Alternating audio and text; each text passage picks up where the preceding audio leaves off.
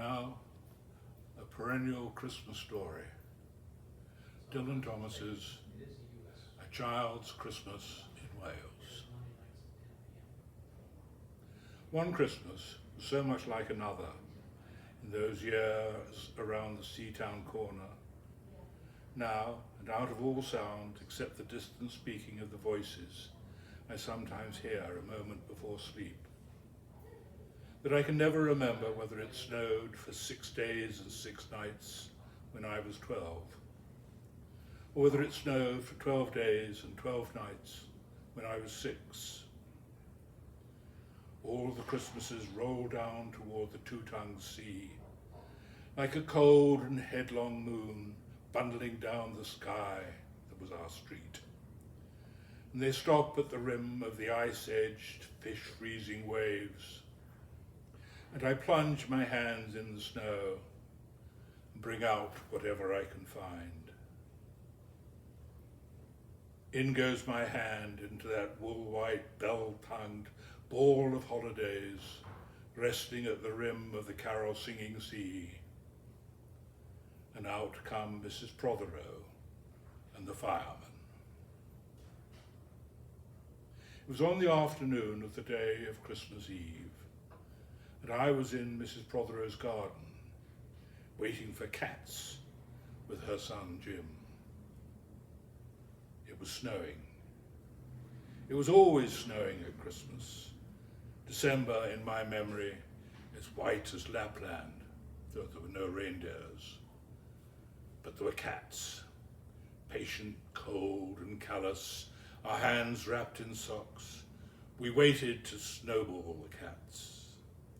Sleek and long as jaguars, and horrible whiskered, spitting and snarling, they would slink and sidle over the white back garden walls, and the lynx-eyed hunters, Jim and I, fur-capped and moccasin trappers from Hudson's Bay, off Mumbles Road, would hurl our deadly snowballs at the green of their eyes.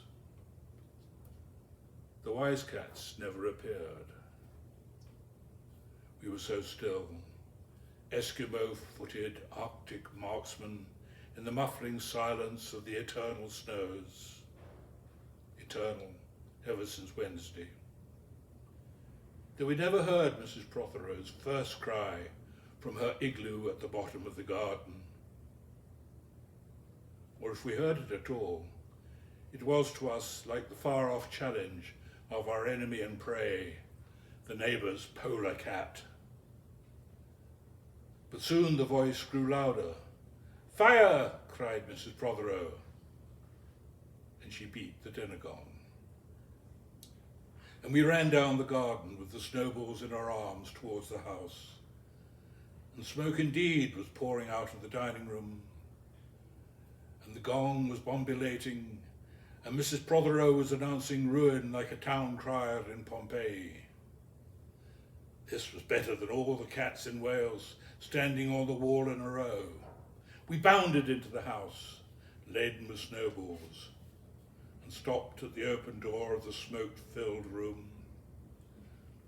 Something was burning all right. Perhaps it was Mr. Prothero, who always slept there after midday dinner with a newspaper over his face. But he was standing in the middle of the room, saying, "A fine Christmas," and smacking at the smoke with a slipper. "Call the fire brigade," cried Mrs. Prothero as she beat the gong. "They won't be there," said Mr. Prothero. "It's Christmas." There was no fire to be seen, only clouds of smoke, and Mr. Prothero standing in the middle of them, waving his slipper as though he were conducting. "Do something," he said. And we threw all our snowballs into the smoke. I think we missed Mr. Prothero, and ran out of the house to the telephone box. "Let's call the police as well," Jim said, "and the ambulance. And Ernie Jenkins, he likes fires." But we only called the fire brigade. And soon the fire engine came, and 3 tall men in helmets brought a hose into the house, Mr. Prothero got out just in time before they turned it on. Nobody could have had a noisier Christmas Eve. And when the fireman turned off the hose and was standing in the wet, smoky room, Jim's aunt, Miss Prothero, came downstairs and peered in at them. Jim and I waited very quietly to hear what she would say to them. She said the right thing, always. And she looked down at the three tall firemen in their shining helmets, standing among the smoke and cinders and dissolving snowballs, and she said, "Would you like anything to read?" Years and years and years ago, when I was a boy, when there were wolves in Wales, and birds the colour of red flannel petticoats whisked past the harp-shaped hills, and we sang and wallowed all night and day in caves that smelt like Sunday afternoons in damp front farmhouse parlours, and we chased with the jawbones of deacons the English and the bears. Before the motor car, before the wheel, before the duchess-faced horse, when we rode the dark and happy hills bareback, it snowed and it snowed. But here a small boy says, "It snowed last year too, and I made a snowman, and my brother knocked it down, and I knocked my brother down, and then we had tea." Ah, but it was not the same snow, I say. Our snow was not only shaken from whitewashed buckets down the sky, it came shawling out of the ground and swam and drifted out of the arms and hands and bodies of the trees. Snow grew overnight on the roofs of the houses like pure and grandfather moss. Minutely white-ivied the walls and settled on the postman opening the gate like a dumb thunderstorm of white-torn Christmas cards. Were the postmen then too, with sprinkling eyes and wind-cherried noses, on spread frozen feet, they crunched up to the doors and mittened on them manfully. But all that the children could hear was the ringing of bells. "You mean the postman went rat-a-tat-tat and the doors rang?" "I mean the bells that the children could hear were inside them." "I only hear thunder sometimes, never bells." "Oh, and there were church bells too." "Inside them?" No, in the black, white belfries tugged by bishops and storks. And they rang their tidings over the bandaged town, over the frozen foam of the powder and ice cream hills, over the crackling sea. And it seemed that all the churches boomed for joy under my window, and the weathercocks crew for Christmas on our fence. Get back to the postman. Or they were just ordinary postmen, fond of walking and dogs and Christmas and the snow. And they knocked on the doors with blue knuckles. "Ours has a black knocker." And then they stood in the white welcome mat and the little drifted porches and hugged and puffed, making ghosts with their breath, and jogged from foot to foot like small boys wanting to go out. And then the presents, and then the presents, after the Christmas box, and the cold postman with a rose on his button nose, tingling down the tea tray slithered run of the chilly glinting hill. He went in his icebound boots like a man on fishmonger's slabs. He wagged his bag like a frozen camel's hump, dizzily turned the corner on one foot, and by God, he was gone. Get back to the presents. Or there were the useful presents, engulfing mufflers of the old coach days, and mittens made for giant sloths, zebra scarves of a substance like silky gum, that could be tug-of-war down to the galoshes, blinding tam-o'-shanters like patchwork tea-cosies, and bunny-suited busbies and balaclavas for victims of head-shrinking tribes, from aunts who always wore wool next to the skin. There were moustached and rasping vests that made you wonder why the aunts had any skin left at all. And once I had a little crocheted nose bag from an aunt, now no longer whinnying with us. And picturesque books in which small boys, though warned with quotations not to, would skate on Farmer Giles' pond, and did, and drowned. And books that told me everything about the wasp, except why. Go on to the useless presents, or bags of moist and many-coloured jelly babies, and a folded flag, and a false nose, and a tram conductor's cap, and a machine that punched tickets and rang a bell. Never a catapult. Once, by mistake that no one could explain, a little hatchet, and a celluloid duck that made, when you pressed it, a most unduck-like sound, a mewing moo that an ambitious cat might make that wished to be a cow. And a painting book in which I could make the grass, the trees, the sea, and the animals any colour I pleased. And still the dazzling sky blue sheep are grazing in the red field under the rainbow-billed and pea-green birds. Hard-boileds, toffee, fudge and all sorts, crunches, cracknels, humbugs, glaciers, marzipan, and butter Welsh for the Welsh.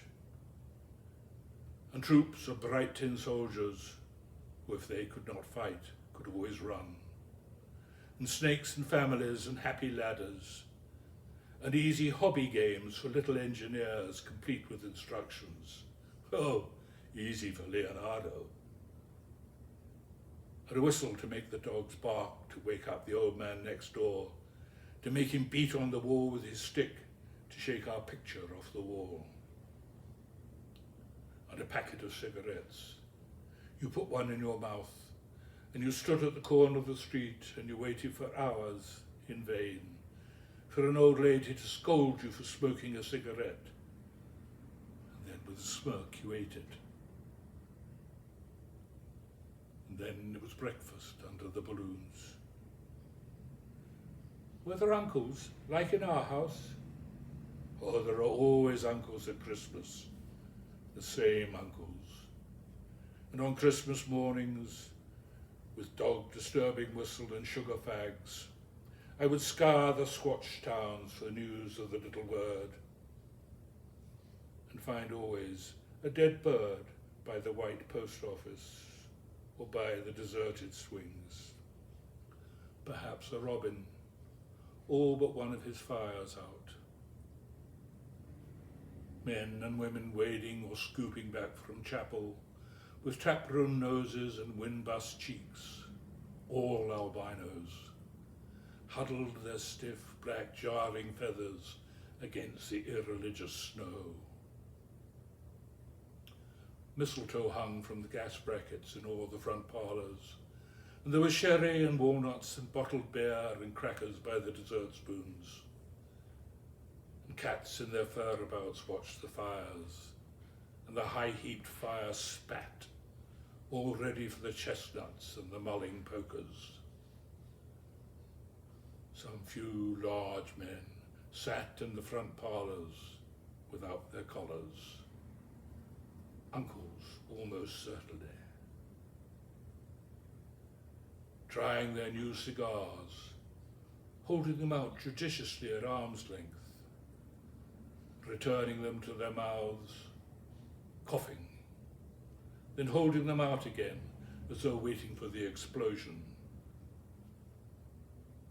And some few small aunts, not wanted in the kitchen, or anywhere else for that matter, sat on the very edges of their chairs, poised and brittle, afraid to break like faded cups and saucers. To be continued.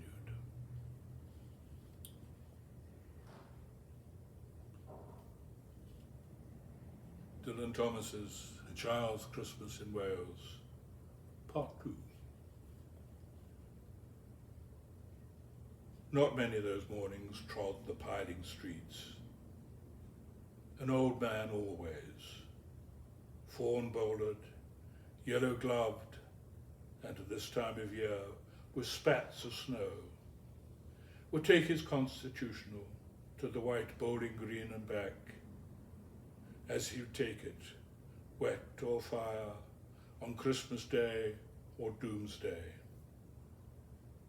Sometimes two hale young men with big pipes blazing, no overcoats and wind-blown scarves, would trudge unspeaking down to the forlorn sea to work up an appetite, to blow away the fumes, who knows, to walk into the waves until nothing of them was left but the two curling smoke clouds from their inextinguishable briars.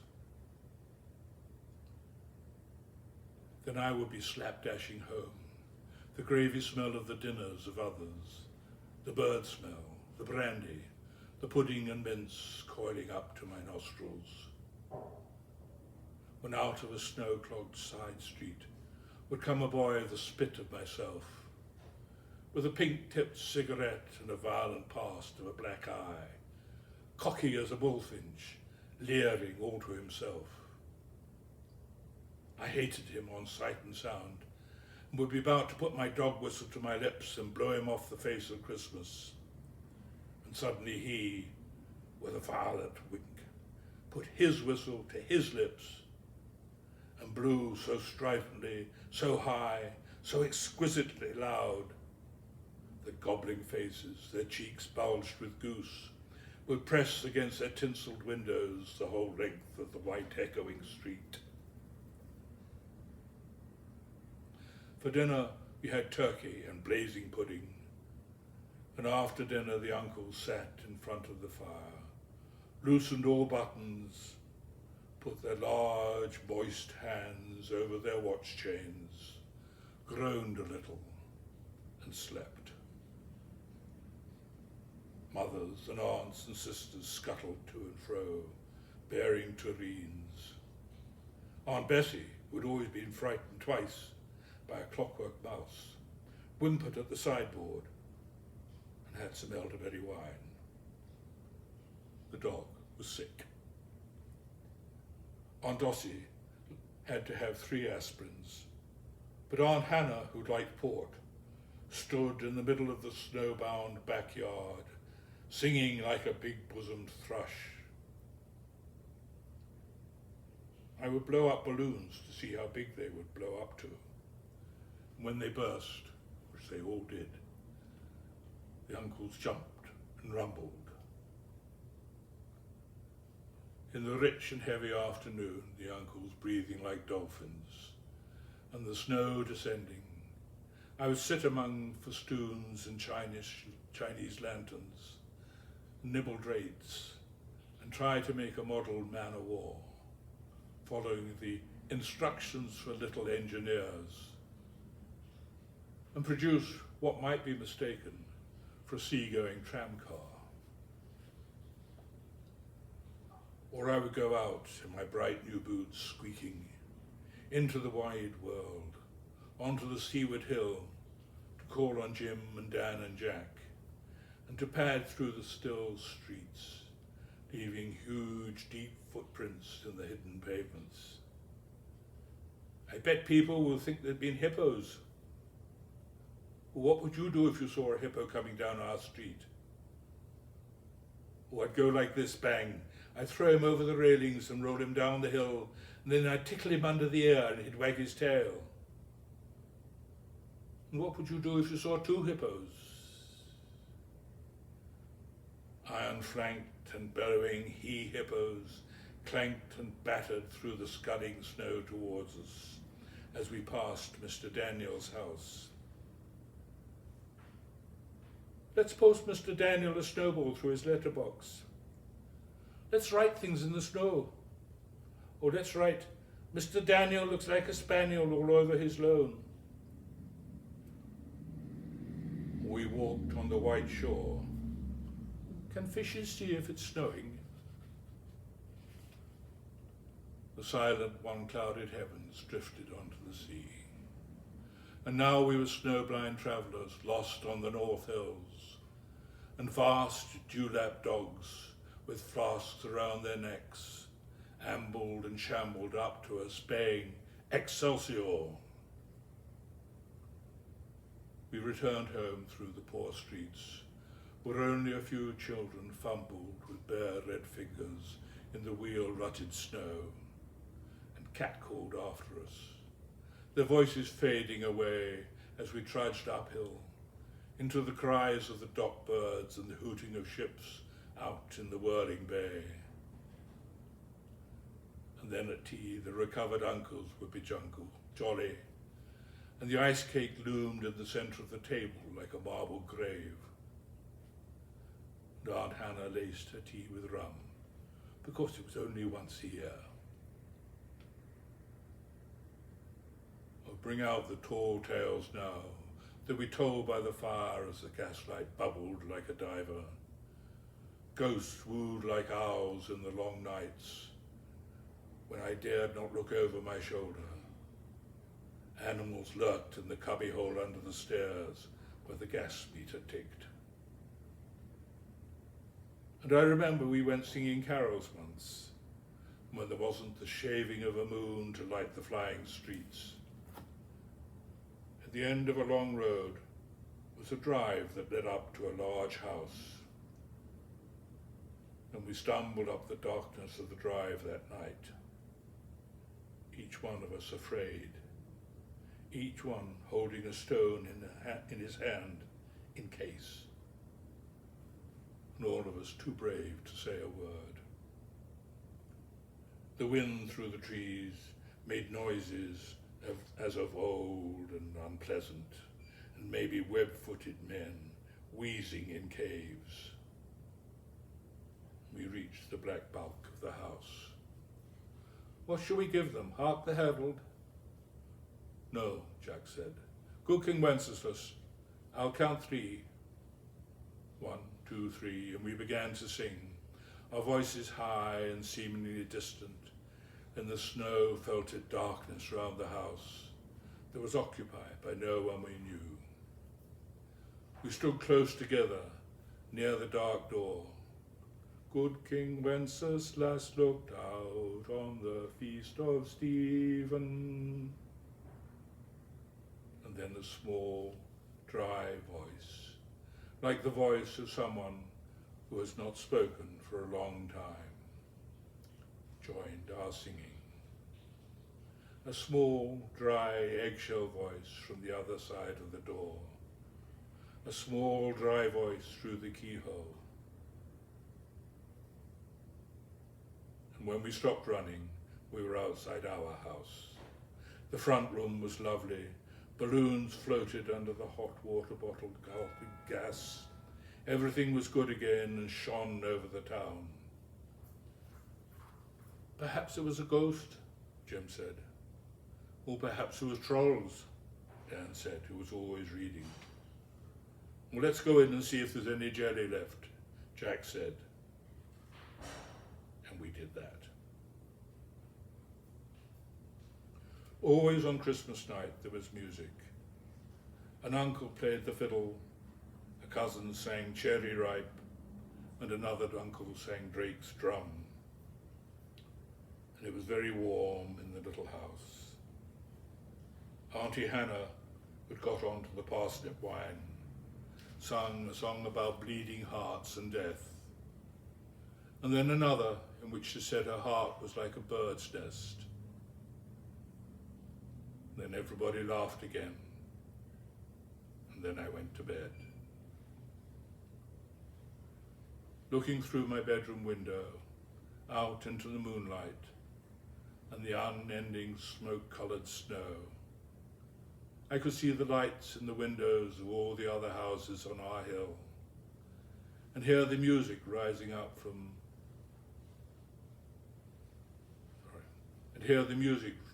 them, rising up into the long and steadily falling night. I turned the gas down. I got into bed. I said some words to the dark and holy darkness, and then I slept.